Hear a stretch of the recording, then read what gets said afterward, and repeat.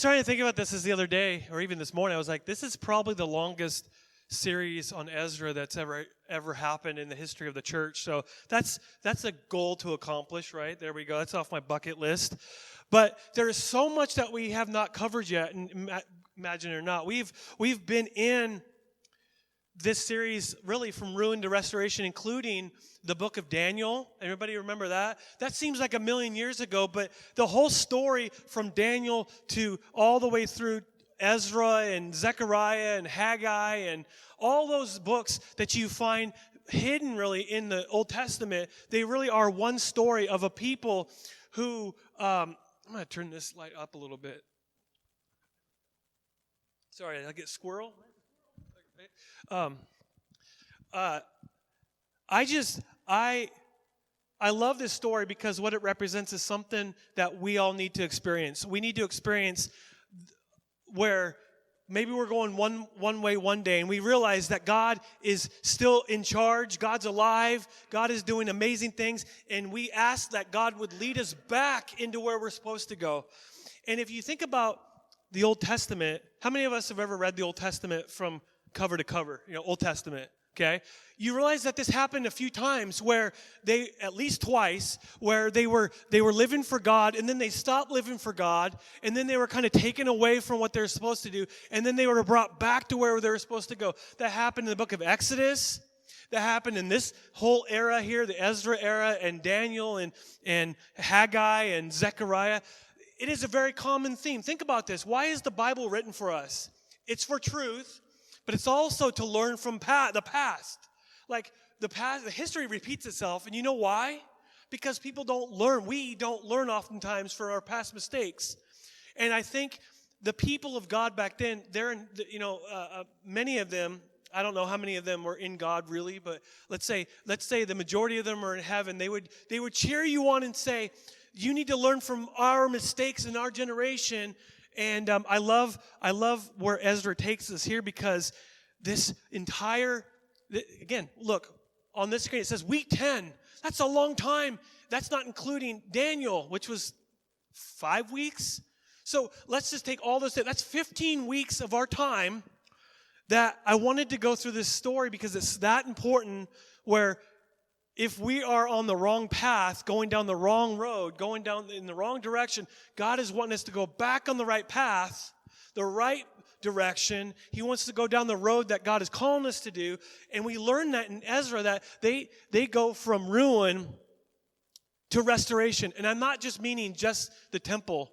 I'm talking about their heart. The temple is a picture, if you will, of their condition of their heart.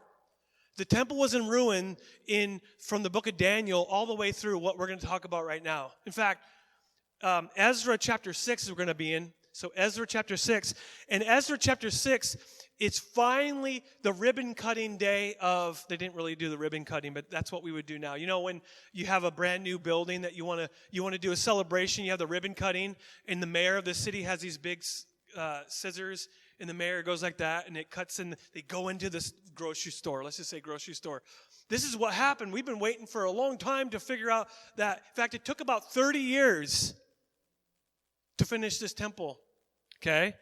And so they had to wait a long time. This story from Daniel to Ezra to even Nehemiah to Haggai to, did I already say Zechariah? Anyway, all those, it is a story of them taking one step forward and 2 steps back. Now, have you ever done that in your relationship with God? Yeah, you do good in a few things, and you're celebrating those small steps, and that's important. But every time you take a step forward, you take 2 steps of disobedience backwards. Now, if you keep doing that, you're going to end up way back there. You're going to take a step forward and then 2 steps. I'm running out of room here. So what we're going to learn from their journey with God is that when you take 2 steps back in disobedience, it takes you longer and longer to get where God's taking you to go. God wants you to go there right now. Sometimes, even when you're being obedient, sometimes you still have to wait. You like waiting? Anybody here like waiting? I don't even like wait. Fast food's not fast enough. I'm glad we don't have them in this town, because you go in to have a fast food thing and you know that the food's been sitting there for like 2 hours. Like, I never liked Jack in the Box because you had to order and they had to make it for you before they served it. I'm like, this is not why I come here. I don't care if the food's 2 hours old. I want it now. That's kind of a joke, but it's, we haven't had fast food in a long time. But I don't like waiting. Remember when you were a kid, you were waiting for summer break? Remember summer vacation? Maybe for you it was, doing a lot of chores, extra chores. But, I'll speak for my generation in the 80s, and Hayden's generation now, is you wait, like in April and May, at the beginning of May, you know what's coming soon. Like those 3 days before Christmas break, like Monday, Tuesday, and Wednesday, the kids were probably like anxious and just biting at the bit to have break. Okay, because waiting seemed like an eternity, but it's worth it when you wait and you see the light at the end of the tunnel. You say, if I wait for this moment, I'm going to have summer break. I'm going to have Christmas break. I remember when we were engaged to be married. In fact, I asked her to marry me right here. I was doing what I'm doing right now. She was sitting back there, and I knew because she was going to have to say yes because the rings were in that room over there. But from that moment till we're married, how long? I know you'll know. How long was it that we were engaged? 9 months? Okay, I knew you'd know. I didn't know it was a year or 3 months. I had no idea. I couldn't remember. I knew you'd remember at least a little bit. 9 months. I know people that have been engaged for like 13 years. I go, like, what is your problem? I don't get it. I don't get it. Like, are you still engaged? You've been engaged since the 1985. Like that's a long time. And so I remember, like, and I'm a guy. So when it comes to weddings, I just wanted to get it over with. But girls, they want to make it beautiful. They want all the streamers. Made a beautiful cake that I got one little bite, and then it was gone. I mean, we exchanged the cake, you normally do. But it's 9 months of waiting for that celebration. And I don't care what you say. Everybody that goes to a wedding, like, it's fun, but it's not your wedding. You're like, okay, I guess I'll go. It's fine. I love these two. I guess I'll go. But for the two people who are getting married, they love it. They can't wait. They're like, yes, it's all about us because people are selfish. I'm selfish. I wanted it all about me. And it was literally all about us. But I had to wait 9 months, I guess, apparently. Okay? So waiting is difficult. Waiting is a hard task. But it's worth it if it's leading up to something beautiful. Okay? And when they were actually doing their temple construction, they waited for a long time. Part of it was because of their disobedience. But I think part of it, and I can't prove this, but I think part of it was because I don't think God wanted to haphazardly just throw together a temple. Let's just put together. God wanted them He wanted their hearts to be right. And if their heart's not in it, if they're just slapping together a temple and that's it, it wasn't worth it. So I think half of the waiting was disobedience, maybe all of it. But another part of it was the fact that their heart needed to be right. God needed to build them. For some reason, it took them 30 years. Now, in Ezra chapter 6, we're jumping into one of the greatest seasons of all of Israel's history. And last time I checked, the Old Testament's pretty long. It's a lengthy book, okay? And so when you get to this moment, it is top 10, maybe top 5 of the greatest celebrations that you'll ever see in the Bible, okay? When something major happens in someone's life, there is always followed by some type of celebration with God. When it came to Solomon's temple 600 years before this, they had a massive celebration. I mean, they spared no expense. Then this moment here, the temple's completed finally. Then they have another celebration, and it's a big celebration. It's nothing compared to the first celebration. We'll get to that in a moment, because that could be discouraging if the things that you're experiencing now are, minor compared to what you experienced when you were younger with God. You can get discouraged. Okay? And that's important not to get discouraged. And so, finally, they're celebrating the completion of the temple. Let's just say, everybody all say it out loud, finally, ready? Finally, 30 years in the making. Then it's done. So let's go to Ezra chapter 6. This is where they're about to cut the ribbon.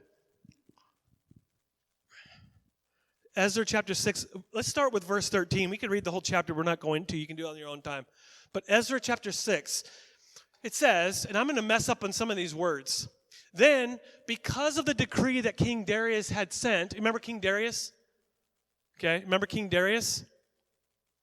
Then, because of the decree King Darius had sent, Tatnai, governor of Trans-Euphrates, and Shethar-Bozenai, I like the Bozo, I don't know, that's what I said at first, but Shethar-Bozenai and their associates, they carried it out with diligence. Now, when you read that verse, you go, okay, what did they carry out? Now, one thing you got to figure out about Ezra, we skipped 2 chapters. Basically, what the 2 chapters that we skipped are all about, Haggai and Zechariah. The 2 prophets that you read later on in the Old Testament, we covered the book of Haggai, okay? So you have kind of a reference to them and their ministry. And there are these letters that are sent. There's a bunch of letters that are written back and forth between the people of God and King Darius and all these different governors, okay? There's all these fancy titled people who they were promised a long time ago that they're going, remember, I hope you remember the story. It's been a few weeks. But remember when they came back into Jerusalem, it was King Cyrus. Everybody remember King Cyrus? King Cyrus is no longer alive. Now it's King Darius. But King Cyrus was the one that told them, you can go back to Jerusalem and we'll pay for the new temple. We'll give you all the resources. Remember that? We'll give you all the men and women. We'll give you all the manpower. We'll give you all the logs and the stones and the rocks, and we'll give you everything you need. We'll cover it 100%. We're going to pay for it. Well, from King Cyrus to King Darius, the writing that was happening between Cyrus and the people of Israel got lost somewhere or ignored. So what happened during King Darius's tenure, if you will, as king, is he was reminded that there was this note that was written by Cyrus that said, we're supposed to help out the people of God. And so what happens is that basically all these people are finally, chapter 6, verse 13, basically says, we give you our thumbs up. We're helping you out. Because they started building the temple and they realized that they ran out of materials. Like, where are the stones? Part of it's because they use their own materials to build their houses. Remember that from Haggai? Like, you're building your own houses and you're not focused on the temple of God. That's why some of their materials was missing. But a lot of it was probably rotten from being 30 years old. So they needed fresh materials. And all these people were like, they're saying to the Israelites, yes, we're going to help you. We're going to give you all the material. We're going to give you the resources. We're going to give you the money. We're going to give you the manpower, and we're going to help you out. And that's why it says they carried it out with diligence. They basically gave their stamp of approval, their thumbs up. In my generation, they give 2 thumbs up, right? Like Fonzie, right? That's what they did, basically. And so what you see in Ezra chapter 4, chapter 5, and basically a little bit of chapter 6, you have letters going back and forth, basically saying, remember that you said you'd help us. And they come back and said, you're right, we found the material, we found the letters. And so let's go to verse 14. Verse 14. It says, so the elders of the Jews, they continued to build because they had that thumbs up, and they continued to prosper under the preaching of Haggai, the prophet, and Zechariah. Yay, you got those references of people. See, it all connects. It would help if they put it together in the same part of the Bible, right? But they don't do that. It says, Zechariah, descendant of Edo, they finished building the temple according to the command of God of Israel and the decrees of Cyrus, Darius, and Artaxerxes, king of Persia. There's 3 different kings that took place during this era. Once one died, someone else would take over. So there are decrees that said, we're going to build your temple. And finally, they said, it's almost finished. But basically, they finished building it, and then it goes on. He says, the temple was completed on the 3rd day of the month, Adar. How many of you guys have on your calendar the month Adar? No, I don't either. I was like, wait a minute, what's that? Is that it's March. Okay? Just throwing that out. I mean, I had to Google that. That's not because I'm so smart. Right? Wow, you really know the Jewish culture. No, I had to Google it. I love Google. But the temple was completed on the 3rd day of the month Adar in the 6th year of the reign of King Darius. Then Okay, think about this. Pause. The temple's completed. They just stopped painting. Remember, have you ever painted your house? And it's the last little strip of paint, and you step back, and what do? For me, I take a deep breath. And you smell the fresh paint. And then the rest of us, you have to open the windows because it makes you a little bit high a little bit. But you go, okay, this is beautiful. And what do? Before we put everything away, you celebrate. Yay, our house looks new. That's basically what they did. Then the people of Israel, the priests, the Levites, and the rest of the exiles celebrated the dedication of the house of God with what? Joy. Boy, that word will not leave us. We just talked about joy for 3 weeks. Okay, Christmas, joy, joy, joy, joy, joy, joy. Happy, happy, joy, joy, happy, happy, joy, joy. There's a song that goes with that. But the fact is, then I opened up my Bible to where I was going to preach, and I said, they celebrated the house of God, the dedication of it. They celebrated with what? Everybody say it. Joy. Why would they do that? Because something was accomplished. Something, what I would consider major, and I think some of them would consider it minor, because it's easy to compare this temple with the old days. We've already kind of covered this, so I won't stay here long. But they used to, some of the older folks from the story back in Ezra 1, 2, and 3, they compared their temple to Solomon's temple. And in my opinion, in their opinion, this was minor. It's like going to Costco when you're a little kid, and you go, wow, this is a major store. Wow.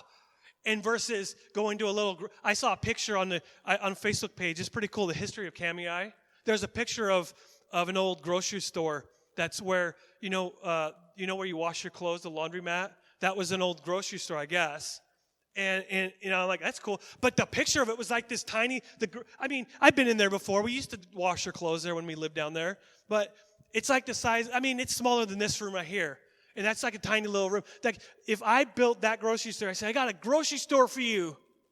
They walk in there, ribbon cutting, and they go, well, I've been to Costco. This is nothing compared to that.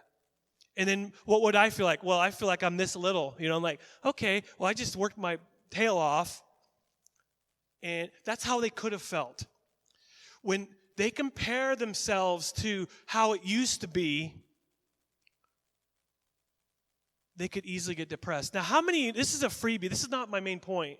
This might be some freeing to someone. How many of you guys know when you compare anything, nobody wins? Okay? Nobody wins in comparison. When you compare yourselves to where you used to be, you might get a little depressed. When I compare myself to how we used to be in our marriage, I might get a little depressed. I'm not saying that's true. I'm just saying that it's easy to get depressed on, well, we used to do this. We used to go that way. Or even as a church. Instead of living right now and going, Lord, I want to grow from now on. I don't want to compare myself to yesterday, because nobody wins. Either you get proud because you're doing better. You're like, I'm proud. Or you get discouraged and depressed. Either way, you do not win. Okay? So what they do here and they win, this is a win for them. They do not compare themselves to Solomon's temple. That happened in chapter 2, but I think personally that those old-timers that were there before are no longer alive, is my opinion, is why. Because they're no longer alive. Now it's a new generation. Now it goes on. They celebrated the dedication of the house of God with joy. For the dedication of this house of God, listen to what they did. This is huge. If you want a big party with a bunch of steak and meat and hamburgers and French fries and tots and tater tots and pie, and this is like, it doesn't talk about pie, but I'm sure it would. Like we had apple pie for Christmas. Man, or was it? Yeah, it was Christmas. It was just store-bought pie, but it was good. It wasn't like homemade, but someone made it. Dedication of this house of God, they offered 100 bulls. Think about that. You go to church, and the pastor has like 100 bulls that he has ready for you guys to have a meal afterwards. That's a lot of hamburger, right? That's a lot of meat. And they offered 200 rams, 400 male lambs, and, okay, that's one reasoning. Now, think about the reasoning behind killing these animals. It's to eat. Okay, that's a side note. Now, the second thing they do is as a sin offering for all Israel. Remember, you're in the Old Testament. Jesus hadn't showed up yet. When you wanted to be covered over in your sin and kind of forgiven, but kind of just covered over, you wanted to kill some animals. Those first animals were just simply to eat. And I like that because I like food. Are you guys with me there? You guys like food too? Or you guys hate food? I mean, I love food. And I know Hayden likes food. Your hand raised faster than anybody's here. I like that. But Liz, after so as a sin offering for all Israel, they had 12 male goats, one for each of the tribes of Israel. And this is huge too. And this is huge for an Old Testament Jewish mindset. Do you remember what I said a few weeks or a month ago or whatever? You have to read this section of Bible with a Jewish mindset. This happened before Jesus, right? Are we all agreeing? This happened before the Holy Spirit showed up. This happened before the church. This happened before the New Testament. What happens right here is so important. You cannot ignore what happened here for them. They installed the priests in their divisions and the Levites in their groups for the service of God at Jerusalem, according to what's written in the book of Moses. For almost 90 years, for 80 to 90 years, they have not had this. Imagine for just a moment that you want to live according to the law of Moses. I'm talking about the Old Testament, 5 books: Genesis, Exodus, Leviticus, Numbers, and Deuteronomy. You wanted to live by those books. You wanted to live by those rules. But you couldn't do it for almost 90 years. Now finally,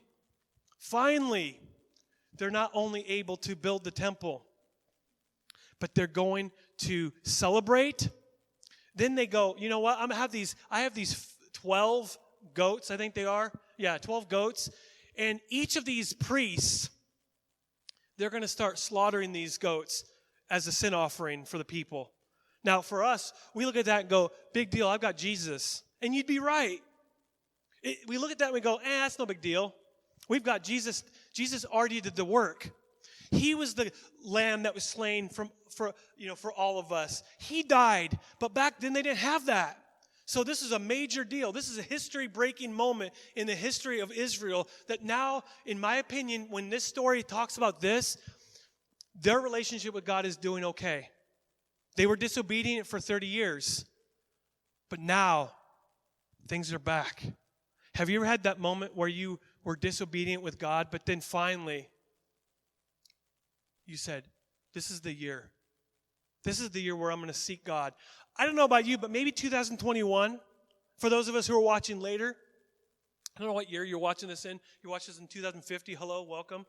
But in 2021, what if we made it this year where we are promising God and we're dedicating this year to say, I want my relationship with God to just go even deeper than it already does? What if we all said that?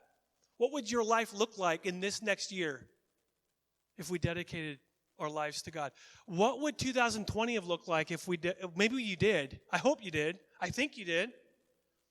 But what would it look like? What would 2020 look like if you dedicated 2020 to God and dedicated Him growing you and helping deepen? I think maybe some of us would have seen 2020 differently. It wouldn't have changed the outcome of 2020. We're out of control of that. What we're in control is our relationship with God. No one can steal that from us. We can't say, well, I'd serve God except for this person. Well, Steve and Barbara over here and Bobby and Billy, they just make me not want to serve God. No. You can't blame it on Billy and Bobby or Susie or Stevie or who, I don't know, whatever the name may be. You can't blame it on anyone else. Your relationship with God, you and God, you have that authority in your life to say, Lord, I need to draw closer to you today than I did yesterday. And I think that was where they went right. They did all this stuff. They didn't let their past 30 years of disobedience stop them. They could have easily went, well, it's over. But they didn't. And you know what? God is so faithful to forgive them. God could have said, well, you've been disobedient for 30 years. I'm done with you. But God didn't do that because God is faithful. Everybody say, God is faithful. God is faithful. God is faithful. See, the last coat of paint is starting to dry in the temple of God. And they're ready to celebrate. And they start to party. Now, there is a generation of people in this story that missed out. If you read Ezra chapter 1, 2, there are these older people who are complaining. They're complaining that this temple's not going to be big enough. Do you remember that? I think it's chapter 2. I could be wrong. I think it's chapter 2. That they lay the foundation, and some of them go, I'm kind of interpreting what they said, but this is it? What kind of Mickey Mouse outfit is this? What kind of Mickey Mouse construction company is this? Like, we remember Solomon's temple was so glorious. See, a whole generation missed out on this because of disobedience, which is why in the first place they were taken into captivity in the first place.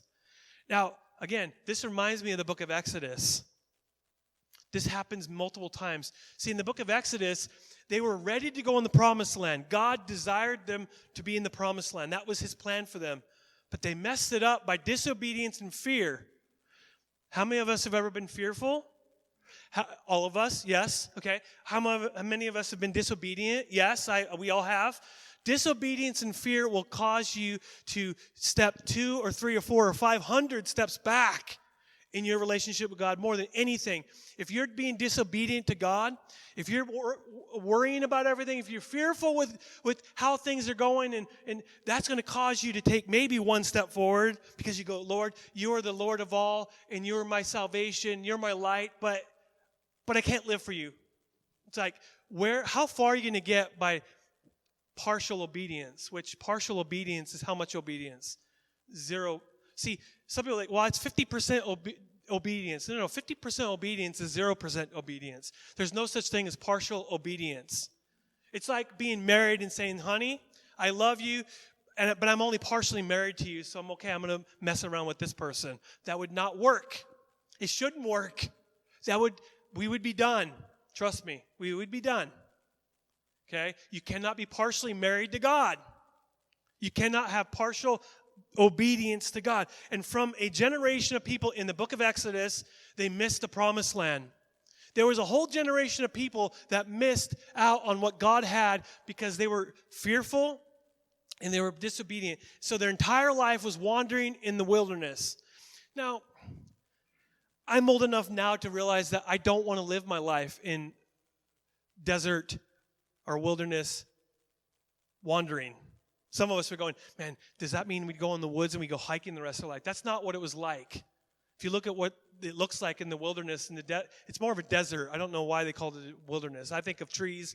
There's trees, but I think of mountains and beautiful waterfalls and glorious lakes. And no, they wandered. And they missed out on an entire generation of people. They missed out on the promised land living. Now here, in this story, a whole generation of people missed out on their relationship with God, the way the temple works, sacrificing. Again, we look at that and don't care. The fact is, it mattered to them. The way, it's a shadow of things to come, so it mattered to them. It wasn't God's ultimate plan. God's ultimate plan from the beginning was Jesus. That was his ultimate plan. That was his only plan. But until that happened, they had what I would call a partial system, I guess. I don't know what it would be called to be. Maybe it's easier to think of this way. It's a shadow of things to come. It worked for them, but it wasn't complete. And so when these people, they would sacrifice, these priests would sacrifice these animals, it would just cover over their sin. And for a little bit, they'd be okay with God. And so it meant a lot to them. But you know what I love about this story the most? Before they do anything spiritual, they eat a feast. This is like Thanksgiving times 1,000, right? How many of you guys sacrificed 400 turkeys and ate 400 turkeys? That's a lot of food, okay? They ate, and they ate, and they ate. Why is that? Well, oftentimes when you go to a celebration or a party, you have food, right? Any party. I'm talking about a holy party, but even a sinful party. If you've ever gone to a party in your childhood, they had food and drink. Now they sinned in those parties, right? But I'm talking about there's a part of celebration that has food attached to it. And that's why they did it. They celebrated. They said, look at what we have. We're killing all these animals and we're celebrating. Look at what God's provided for us. And then they celebrated with, what's the word? Joy. Say joy. Louder than that. Say joy. Joy to the world, okay? Man, I don't ever want to say the word joy like joy. Joy, I guess. I guess like it's like Eeyore saying joy. I want to be more like someone that's like, full of the Spirit of God, full of whatever, full of it. You know, you can say Joel's full of it. No. I want to be full of joy. I want to be full of joy so much that when I celebrate, and I celebrate God, and I celebrate my relationship with Him, and I celebrate my relationship with the church, I want to go big or go home. I want to go big and go home. Now again, this celebration they had was minor compared to what Solomon had. Solomon killed thousands and thousands and thousands of animals, not just hundreds and hundreds. But I got to say this is an important point, is they didn't once say, this is it. This is the party that you have, God, for us. You've only provided us with 400 of this and 200 of that. That's it? My ancestors, they had thousands of goats. They never said that once because they knew no matter what's going on here, God is faithful. They focus on the fact that God is faithful.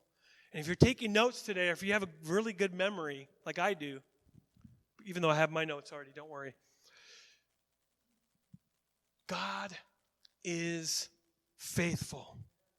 God is faithful. And there's a reason to celebrate. I want to remind you of what verse 16 said.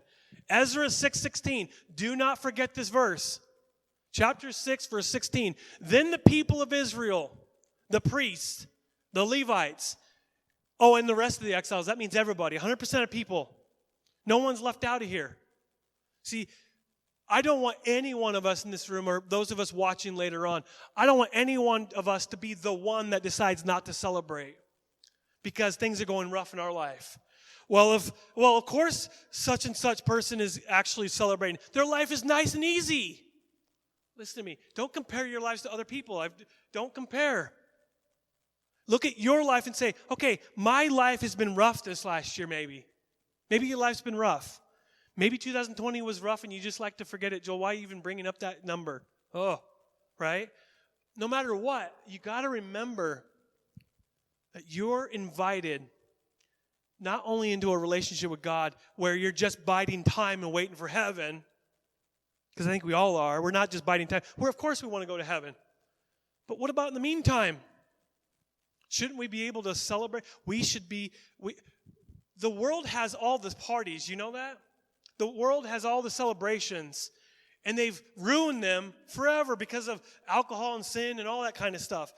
We want to take the whole idea of celebration, an idea of celebrating God and celebrating the church and celebrating the fact that we are free as a community of believers to come together and worship together in freedom. We are free to do that. That is a reason to celebrate they celebrate the dedication of the house of God with what? Joy.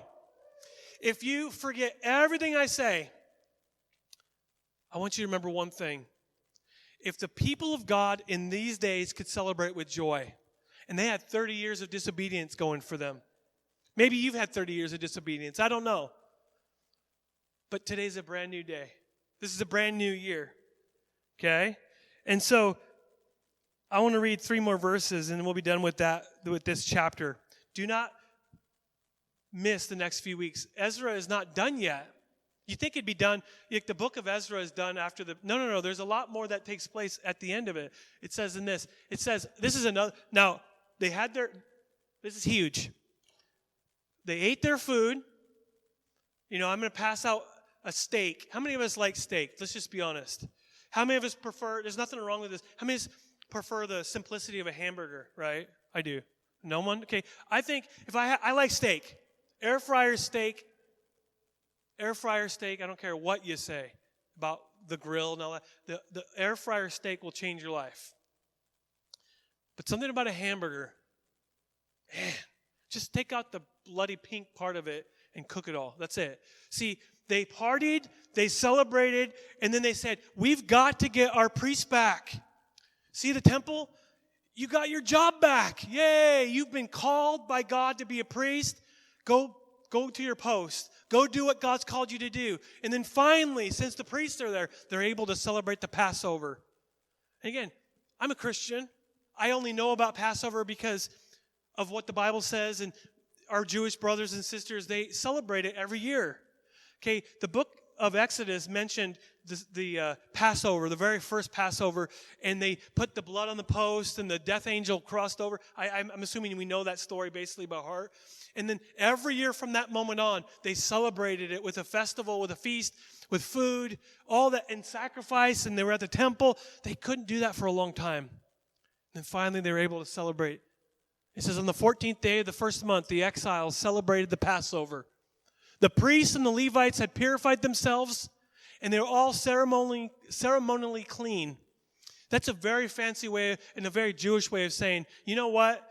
They were okay. God was okay with them, and they were okay with God. Their relationship with God was tight again. That's a very Jewish way of thinking that way. Okay? The Levites slaughtered the Passover lamb for all the exiles, for the relatives, the priests, and for themselves. So the Israelites who had returned from exile, they ate it together with all who had separated themselves from the unclean practices of their Gentile neighbors in order to seek the Lord, the God of Israel. In other words, we're no longer going to live like the world lives. We're going to live like God's calling us to live. That's huge, even as a Christian. The grace of God is amazing, amazing grace to save a wretch like me. But at the same time, God's grace often gets the wrong impression that I can do anything that I want and that's it, right? God's grace and forgiveness is free, but the idea of it being free causes me to want to live for Him. And when I screw up, when I mess up, I fall on my knees and I say, Lord, please, I'm begging you, please forgive me. But His grace doesn't give us a license to sin. His grace causes us to want to live for Him. And this is huge. In the Old Testament, this is a big deal. Live by the rules, live by the laws. See, we know from the Apostle Paul, no one's saved by the law. You're saved by grace. It is you're forgiven through Jesus Christ. But these people, they didn't live by that. They didn't live by the grace of God. They lived by the law. And so you look at this and it's easy to go, well, don't they know they didn't have Jesus yet. Jesus hasn't gone on the cross yet. He hadn't even been born yet. Okay? And it goes, for 7 days, how long? 7 days? That's a long party. Like, I'm 39 years old. I don't have the energy for that. You know what I mean? Like, 7-day party, I'm ready to go to bed. Do you guys make it to midnight on New Year's Eve? We made it. We weren't going to, but we made it. And we're like, okay, good. And then the dog was scared because of fireworks. But anyway, that's beside the point. For 7 days, they celebrated with joy the festival of unleavened bread. Why? Because the Lord had filled them with joy. Who filled them with joy? The Lord. The Lord filled them with joy by changing the attitude of the king of Assyria so that He assisted them in the work on the house of God, the God of Israel. God changed the hearts of these kings in the surrounding countries, and God can change hearts all the time. So, exactly. This week is important for a country. Don't forget. God can change hearts. You never know. Now, we are not in control of that. We pray. We seek the face of God. And no matter what, church, no matter what, we celebrate God. We celebrate God. So there's 2 takeaways, then we'll be done. 2 takeaways, and we'll be done. Number 1 is God is always faithful to you no matter what you've done in the past. Even when you were faithless, He's faithful. That is a promise in the Bible you can take to the bank. They might not cash it. It might not be worth anything to them, but it's worth a lot to me and worth a lot to you. God's faithfulness is major. Not only that, part of that is that God has your best interest in mind. He's faithful and he's trustworthy, and he wants the best for you. He will provide for you. He will provide for you this year. But it's day by day. He will give you today your daily bread. He's not going to give you tomorrow's bread. He's going to give you today this daily bread. He's going to give you manna from heaven today, not tomorrow's manna, today's manna. And then second, God has not only forgiven you so that you can go to heaven, he has filled you with an inner confidence so that no matter what happens on the outside, the world can't touch you right in the heart and the spirit. Your spirit and your heart are strong. The outside's weak. The world is weak. The world is fragile. The world is frail. The world is it's turned around, upside down. It is a roller coaster. But your heart and your spirit are strong in God.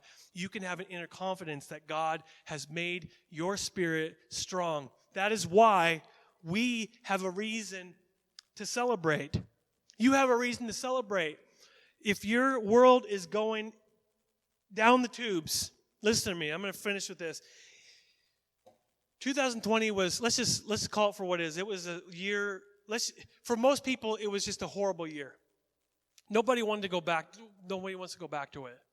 But even if your year was horrible, even if you lost people, you've lost things, you lost situations, you lost joy, you lost hope, you lost whatever, there is always reason to celebrate God. Because he will give you joy.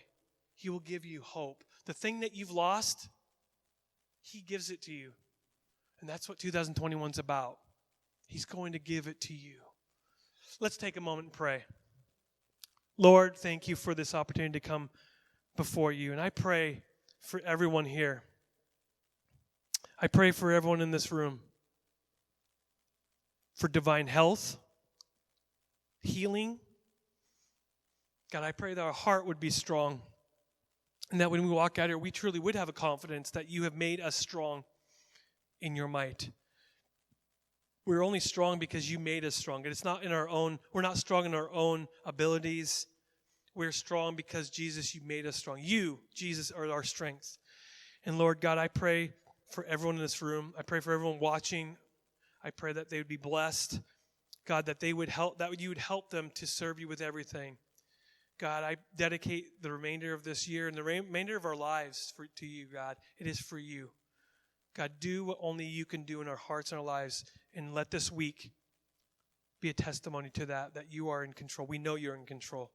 We're going to trust that no matter what happens this week, you are in control. We're going to claim it. We believe it. It is true. We praise you and thank you. In Jesus' name, amen. Amen. God bless you. Have a